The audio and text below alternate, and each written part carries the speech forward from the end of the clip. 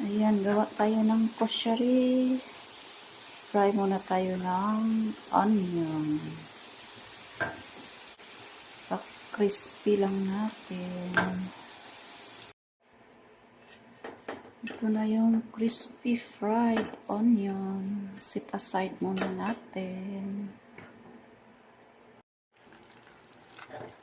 At ito naman yung lentil. Yan, pinakuluan ko lang. Yan, magluto tayo ng rice.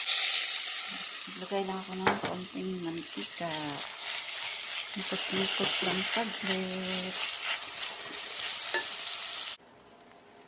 Yan, naglagay na rin ako ng konting asin at saka paminta. Lagay natin yung water. Yan, pakuluin at lutuin ang kanin.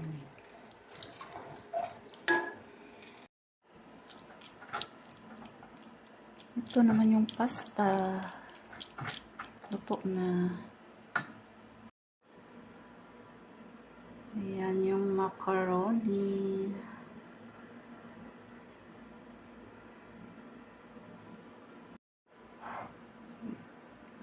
Ito yung versamili pasta. Ayan. Ayan, ito naman yung ano natin, tomato sauce. Ayan. So, ito yung vinegar sauce natin. Vinegar, may garlic at saka cumin. Ayan, ito na yung rice natin.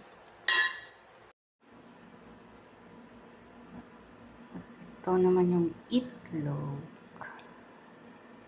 Yan, naglagay na ako ng asin at saka paminta. At pa-fry natin yan mamaya kung kakain na sila.